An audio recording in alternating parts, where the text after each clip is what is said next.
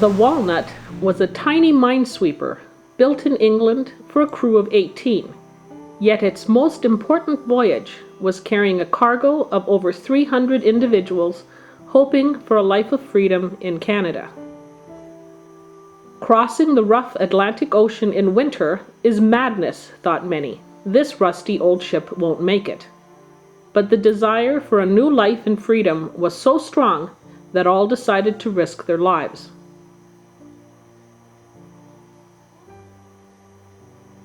It is now more than 6 decades since the Walnut ship sailed from Sweden toward Canada's Halifax harbor carrying her human cargo.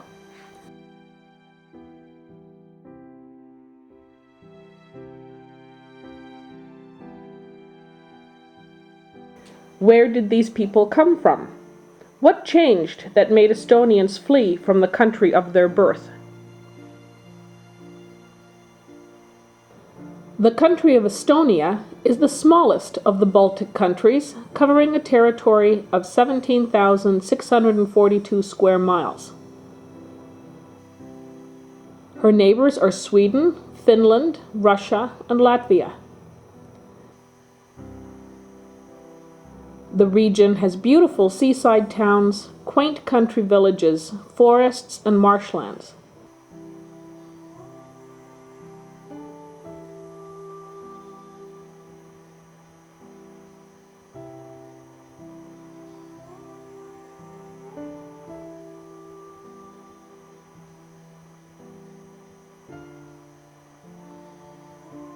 It is a country filled with cultural and natural gems.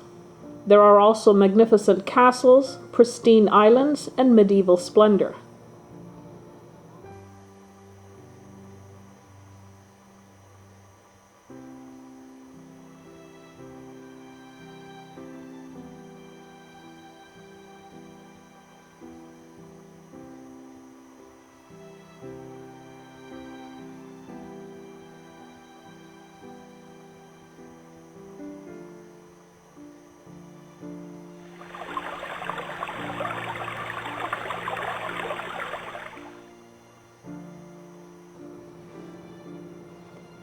What prompted the Walnut passengers to leave their homeland and risk such a dangerous journey?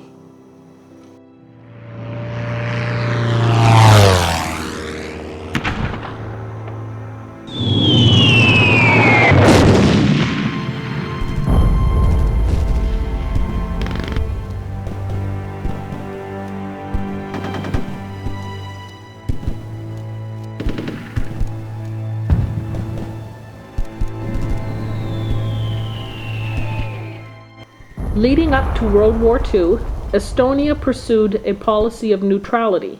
However, the Soviet Union forcibly incorporated Estonia as a result of the Molotov-Ribbentrop Pact of 1939, in which Nazi Germany gave control of Estonia, Latvia, and Lithuania to the Soviet Union in return for control of much of Poland.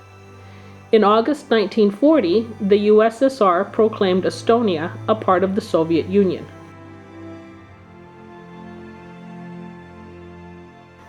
During World War II, between 1939 and 1945, through both the Nazi and Soviet occupations, Estonia's direct human losses reached 180,000 residents, which amounted to 17% of its total population.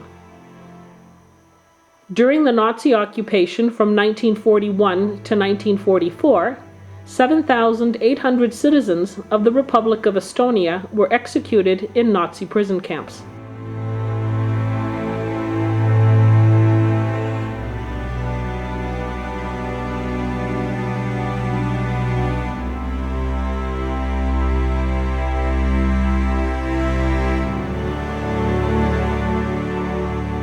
Soviet authorities conducted mass deportations in the years 1940, 41, 44, and 49, with smaller deportations running through 1956.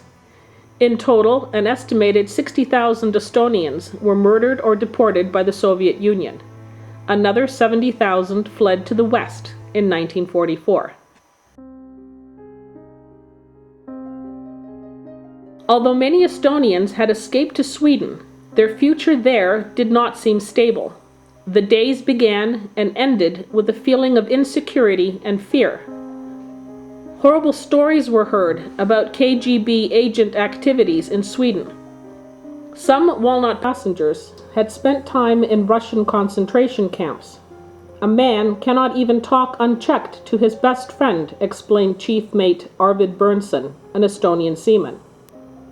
Captain Linde related that a sister who was a harmless housewife was taken to a Siberian camp and had not been heard from since. He remembered how his old navigation teacher at the Merchant Naval College had been tortured by the Russians. Victims had their limbs broken and were lowered into a 60-foot well. They were drowned like rats. With my own eyes, I saw things happen to my countrymen that you would only believe if you saw it for yourself. One Walnut spokesman stated that the political trend in Sweden made it advisable to leave the country because the Swedish government had handed 140 Estonians back to the Russians.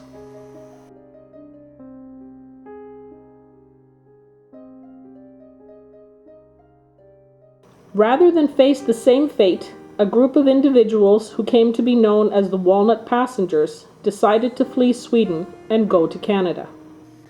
Koitula Roiser was 25 years old when she and her husband Edward made their way across the sea aboard the Walnut. This was her second escape by boat, having left her homeland of Estonia just a mere 4 years earlier on a tiny 12-foot boat. We hear that the German was losing and Russian comes back. We was kind of sad that time.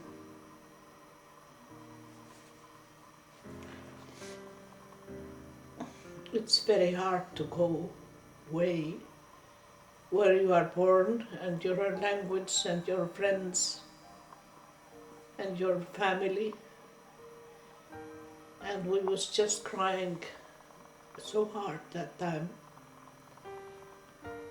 And when we left Estonia and we was going in Sweden, we understood that we can't live here. It was a nice country and people was very nice. Except, the Russian was so closed, and we decided that we do something, and we are living in Sweden. And finally, when the chance came, leaving Sweden, it wasn't so hard, like in coming out in Estonian. We left Sweden because so many Estonians were given out to Russia, and we were afraid that we will be given out as well. The vessel chosen for the voyage was the SS Walnut. Originally built in England in 1939 as a Royal Navy Minesweeper, it had at one time been converted into a cargo ship. She was 164 feet long and 28 feet wide. In order to accommodate the over 300 individuals wishing to escape to Canada, the Walnut needed to be retrofitted, for she was originally designed for a crew of only 18. Working in secrecy, shares in the ship were purchased by passengers. The Canadian Embassy sent a message warning against illegal passage to Canada. Articles appeared about the Walnut saying that this ship would not withstand the ocean's strong waves. The ship's departure date was kept secret, and the passengers' tension grew continuously. On October 27th, the first snow appeared on the shores of Sweden. It would be insanity to go to sea with such weather, was the opinion of many. To ensure the secrecy of their upcoming departure, the ship was moved from Göteborg to Lysekil. There, the visually pitiful and rusty Walnut indifferently awaited its passengers. It soon became apparent that instead of the expected 250 people, 347 had arrived for passage. The boarding began, but was quickly halted. Officials declared that there were not enough life preservers. 60 people could not go. Everyone was ordered off the ship and asked to reboard, using a shorter passenger list. During reboarding, an urgent telegram arrived for port officials from the Russian authorities. The boarding was to stop immediately.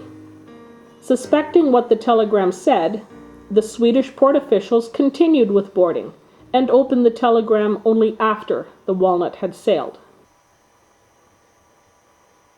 On November 17, 1948, the little Walnut, filled beyond capacity, pulled away from the dock. The flight to freedom was about to begin. One Swedish newspaper wrote about their departure.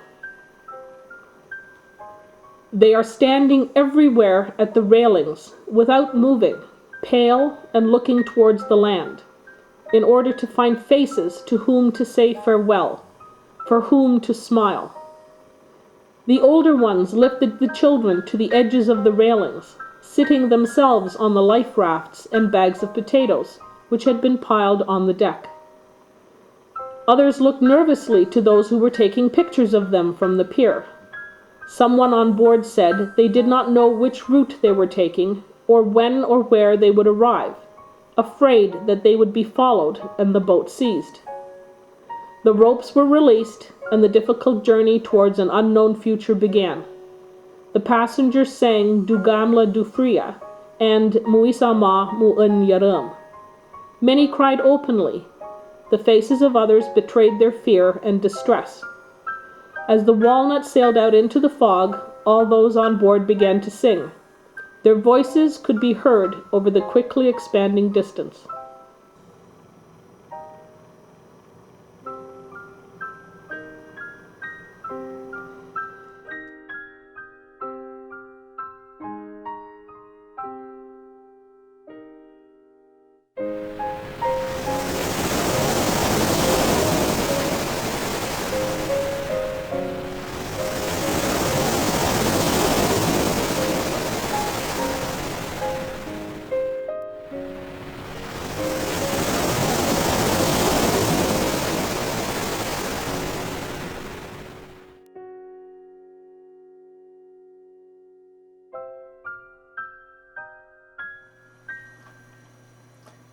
But what happened to the 60 people that were removed from the passenger list during reboarding?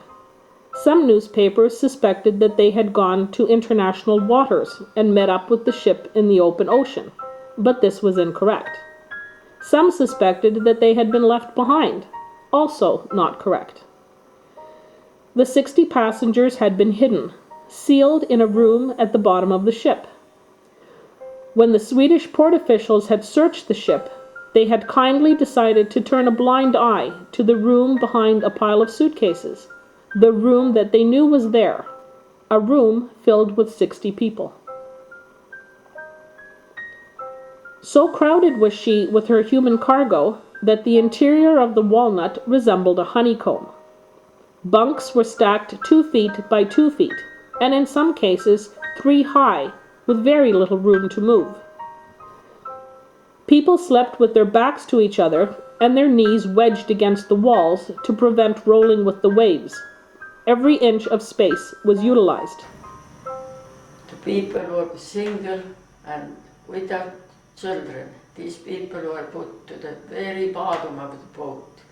And then there was the middle place where there were with the children and small children and more quieter level. But I had small children too, but there was not enough space on this level, second level, so we were put on the first high up level, and then the water was blowing over the level where we were. We had this bunk where we were sleeping, and the bunks were 3 levels, and we were on the upper level, and the bunk was so low that I could not sit properly. I had to bend down like that to sit. And the boys were sort of wild.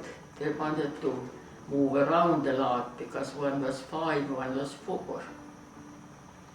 And children, to stay put 1 month in such little quarters, it was a big job. And I was so seasick, I could not eat do anything.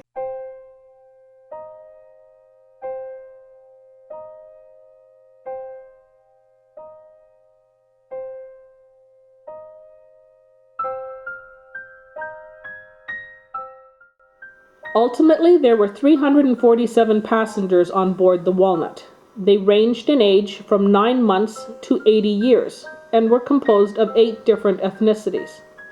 All knew that they were facing illegal entry into Canada. The vessel traveled from Sweden through the North Sea to the west of Ireland before the oceanic journey began. Said the skipper, "We sailed north of Scotland through the North Sea to avoid the Russians, whom we suspected were attempting to recapture us." The voyage was met immediately with strong winter storms. What have been described by passengers as monstrous ocean waves crashed over the decks. On November 19th, the storm swelled to 11 gale-force winds. 80% of the passengers were seasick. The Walnut was moving ahead only 1 mile per hour. Soon it becomes apparent that the ship is leaking. The pumps cease to work and the coal bunkers begin to fill with water. There is soon 3 feet of water laying in the hold. Another foot of cold ocean water hitting the hot boilers would have resulted in disaster for all on board. With high waves crashing around them, the men work through the night to bail the water with milk containers. Someone comes up with the idea of using fat to seal the deck openings. This stops the water from leaking further. When we was living in Sweden, and everybody was happy that we are start going, and we was playing cards and had a orange or eat, and everything was okay till we hit the big ocean. And after that, everybody was seasick, everybody was laying down, nobody didn't move.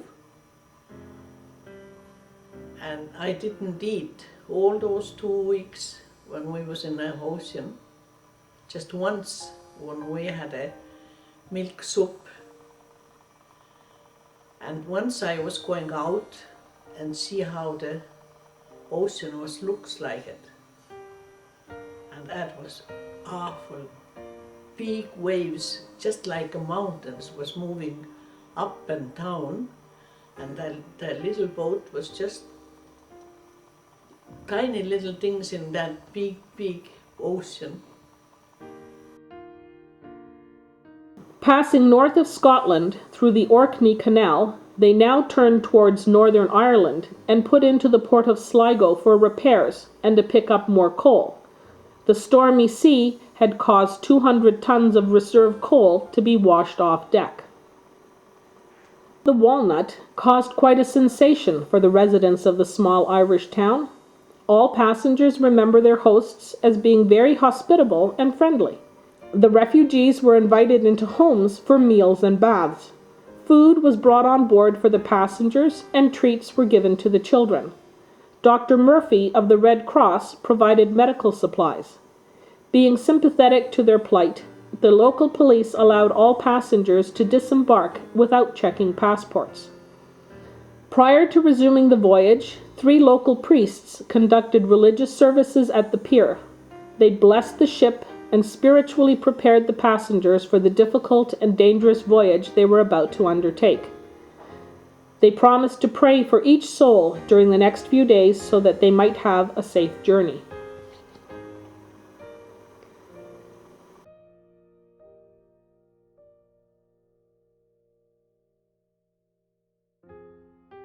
And so the dangerous Atlantic crossing began.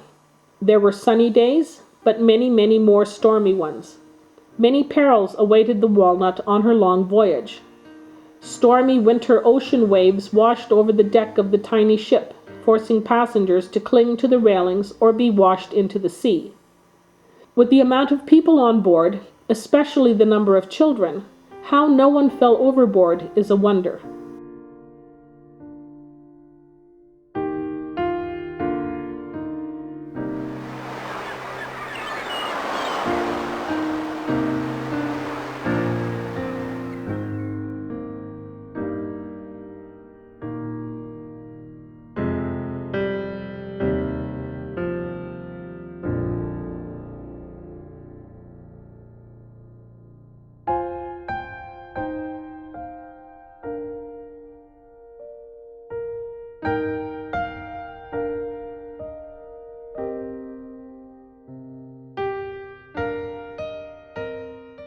When we left Ireland, and that was the autumn, when they expect all kinds of storms, and that's what we hit. And the storm was getting so bad, where we was sleeping, they was rolling us round. We was putting our back together and was holding like that, that we wasn't rolling around. And finally, everybody was suffering too much, the captain was changing the course. We one storm starts and other was finishing, we was hitting them. And that's the amazing thing, is that everybody didn't have any accident. The children was running around. They wasn't seasick.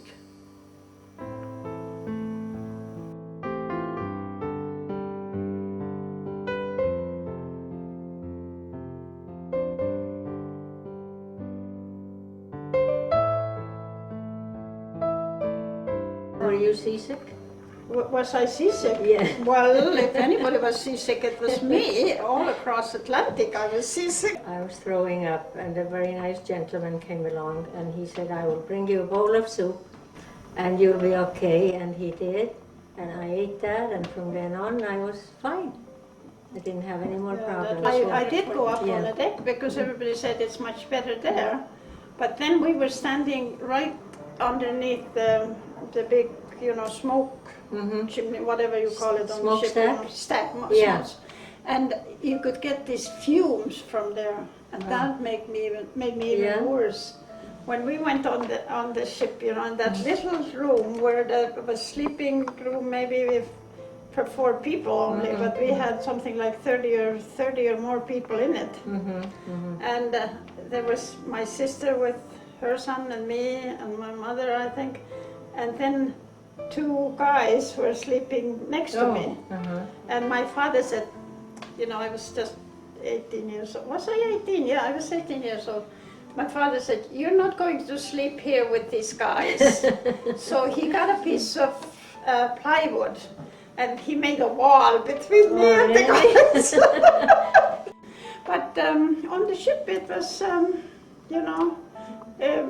you couldn't go anywhere. You had to lie on your cot. Well, I remember at night sometime we used to gather up around the smokestack, and Fritz Hainsar used to tell us all kind of stories. That sticks in my mind. Remember so clearly the waves on Atlantic. Oh yeah. They were, I can, because they were so high, and the little Walnut was down here, and you could see nothing but water going up like that. The radio transmission antenna broke during one of the many storms. The Walnut was able to receive radio signals, but not able to respond to them. Traveling like a pirate ship, it was not possible for them to signal back and explain where this old rusted ship with its huge passenger load was going. Nearing Newfoundland, the Canadian Air Force signaled that they were off course and needed to turn south. Finally, after what seemed an eternity, seasick, suffering, and hungry, the passengers spotted a strip of land off in the distance. It was the land they had longed for and dreamed of. They saw Canada.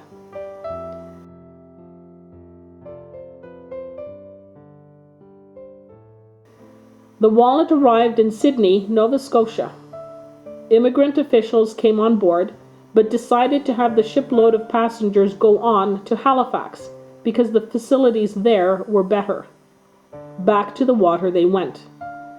Arriving in Halifax on December 13th, the first passengers to step ashore were the Captain August Linde, his wife Hilda, and their two small daughters Haley, aged 11, and Lula, aged 7. The voyage had lasted 1 month.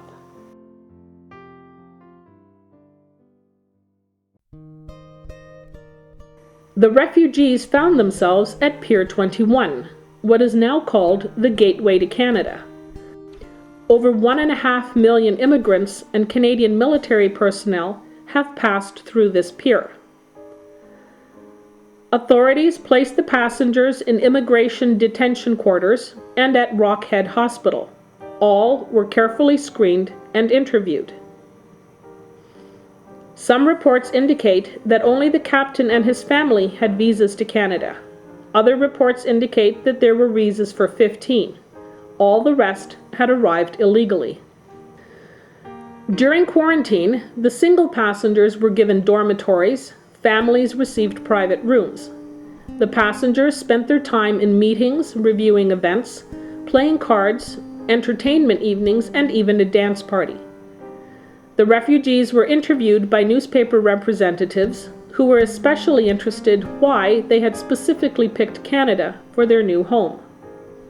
We were separated, because my mother had a little boy, they were in a separate room, and then all the women, which I was in the women's group too, we were in one room. And there must have been about 20 of us, and they locked the door in the evening. When we had to go to sleep, they locked the door and everything. But we had a huge, there was a huge recreation hall in a hall, where we had all kinds of, they showed the films and everything, and we did our share in the kitchen. We helped in the kitchen, which we really enjoyed because it was... didn't. We were in Rockhead. We didn't have to do that. You had it easy then, yeah. Maybe half of the people were sent there. And that was when we had the most fun. New Year's Eve, we had a party there, and we had a costume party at one time. We got all dressed up. So these things were very, very good.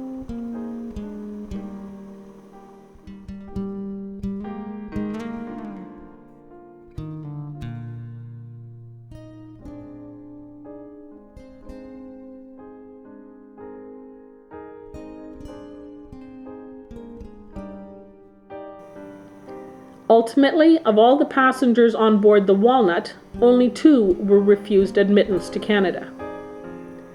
The Walnut changed the views of immigration officials. As a result of its voyage and arrival, a special immigration officer was sent to Sweden to investigate the situation, and finally the doors for legal immigration were opened. The voyage had been dangerous and uncomfortable, but no one had expected comfort. All they wanted was to get across the sea to safety. This brave group of immigrants would have put up with anything to get to a free homeland. One immigration officer told a Walnut passenger, "You came to a good country. There is room for you here." How the Walnut carried its human cargo, so much greater than it had ever been designed to accommodate, is still a wonder. The only answer? God had a plan and was looking out for these people.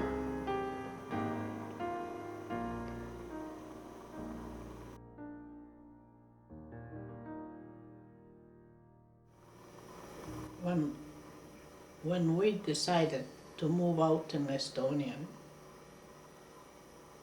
and we see that the German was losing, Russian comes back, that was the worst part. You are used to it, you have a language, you have everything, and you have to leave.